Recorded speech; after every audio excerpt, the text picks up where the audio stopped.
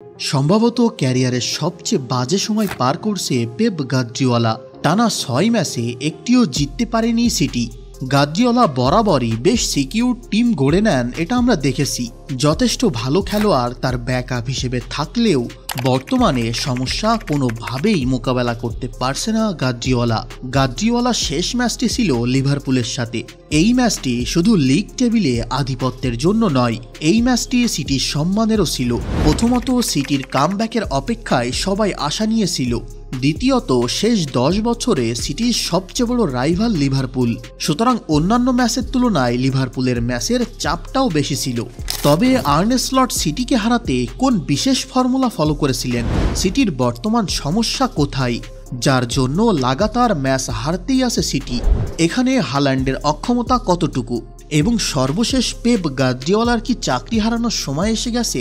চলুন সকল প্রশ্নের উত্তর জেনে নেওয়া যাক।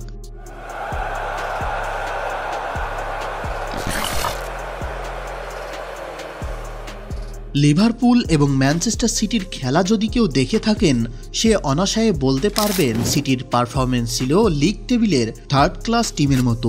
একেবারেই কম্বিনেশন নেই। এমন দলের সাথে লিভারপুলের খুব একটা পরিশ্রম করার প্রয়োজন পড়েনি। মোটামুটি ফরওয়ার্ডদের হাতে করে খেলিয়েছেন মোহাম্মদ সালাহ, একটি গোল এবং একটি অ্যাসিস্ট করেছিলেন। তার সাথে ইন ম্যাচ পারফরমেন্সও অসাধারণ ছিল। আর্নে স্লট ৪-২-৩-১ ফরমেশনে খেলিয়েছিলেন তার দলকে। লেফট উইংসে কেডি গ্যাকপো এবং সেন্টার ফরওয়ার্ডে খেলেছিলেন লুইস দিয়াজ এবং গ্যাকপো পজিশন ইন্টারচেঞ্জ করছিল বারবার। বিশেষ করে লং বল খেলার সময় লুইস দিয়াজের স্পিডকে কাজে লাগাচ্ছিলেন আর্নে স্লট। মোহাম্মদ সালাহর বয়স কে বলবে ৩০-এর বেশি হয়েছে। তার ক্ষিপ্ততা এবং স্টামিনা এখনও ২৫ বছর বয়সী খেলোয়াড়দের মতো। তবে এই ম্যাচে সবচেয়ে বড় ভূমিকা রেখেছিলেন ভ্যান ডাইক এবং রায়ান গ্রাভেনবার্স মিডফিল্ড থেকে আক্রমণ বারবার নষ্ট করে কাউন্টার অ্যাটাক বিল্ড করছিল এবং ভ্যান ডাইক হাল্যান্ডকে পকেট করে রেখেছিল। সিটির সমস্যা আসলে মাল্টিপল। ফরওয়ার্ডের সমস্যা, ডিফেন্সের সমস্যা, মিডফিল্ডে সবচেয়ে বড় সমস্যা। সিটির এই মিডফিল্ড তাদের রেগুলার মিডফিল্ড না, বিশেষ করে রদ্রি না থাকায় ব্যাপক সমস্যায় পড়েছে সিটি। কেভিন ডি ব্রুইনাও ফুল ফিট না। ডি ব্রুইনার পরিবর্তে ফিল ফোডেনকে সুযোগ দিয়েছিলেন গার্দিওলা, কিন্তু ফোডেন একেবারেই যাচ্ছে তাই খেলেছে। তার কাজ ছিল হাল্যান্ডকে বল প্রোভাইড করা, হাল্যান্ডের জন্য স্পেস ক্রিয়েট করা। সেই কাজটা ফোডেন একেবারেই করতে পারেনি। এই গুন্ডোয়ান এবং আগের গুন্ডোয়ানের মধ্যে আকাশ পাতাল তফাৎ। বার্সেলোনাতে ক্যারিয়ারের পিন্ডি চটকে আসা গুন্ডোয়ান সিটির মিডফিল্ডের বড়ই অযোগ্য। মোট কথায় ফরওয়ার্ড এবং মিডফিল্ডের বেহাল দশার জন্য লিভারপুল বেশ আরামেই খেলেছিল। তবে ডিফেন্ডাররা ভালো না খেললে গোলের সংখ্যা বেশি হতো। এই ম্যাচে আসলে হাল্যান্ডের কতটা অক্ষমতা আছে, হাল্যান্ডের পজিশনটা বুঝতে হবে। সে কোন পজিশনে খেলে এবং খেলার ধরন কেমন। হাল্যান্ড পিওর নাম্বার 9, তার পজিশন প্লেমেকার। উইংসরা বল সাপ্লাই করে। যদি হাল্যান্ডের কাছে পর্যাপ্ত বল না পৌঁছায় তাহলে হাল্যান্ড অক্ষম। তার খেলার ধরন এমবাপ্পে কিংবা ভিনির মতো না, বলতে পারেন করিম বেনজেমার মতো। তাকে বল দিতে হবে, তাহলে সে কিছু করতে পারবে, ম্যাজিক দেখাতে পারবে।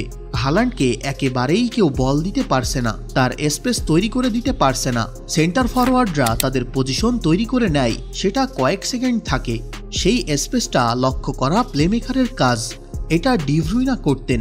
এই জন্যই ডি ব্রুইনার সাথে হাল্যান্ড অপ্রতিরোধ্য। কিন্তু হাল্যান্ডকে কেউ এখন বল দিচ্ছে না, এই জন্য তার থেকে ভালো আউটপুট পাওয়া যাচ্ছে না। এবার মূল কথা, গার্দিওলার কি চাকরি হারানোর সময় এসেছে? অবশ্যই না, এখনও অনেক সময় আছে। একটি দল সব সময় লিগ জিতবে না। শেষ ৮ বছরে ৬ বার চ্যাম্পিয়ন হওয়া দলের কাছ থেকে আর কি আশা করা উচিত আমাদের? সব সময় ভালো খেলবে না, খারাপ সময় আসবে। ভালো সময়ে প্রমাণ করা কোচের চেয়ে খারাপ সময়ে দল পরিবর্তন এবং দলকে এক নতুন করে সফলতার যোগ্য করে তোলার ক্ষমতা যে রাখে, সেই আসল কোচ।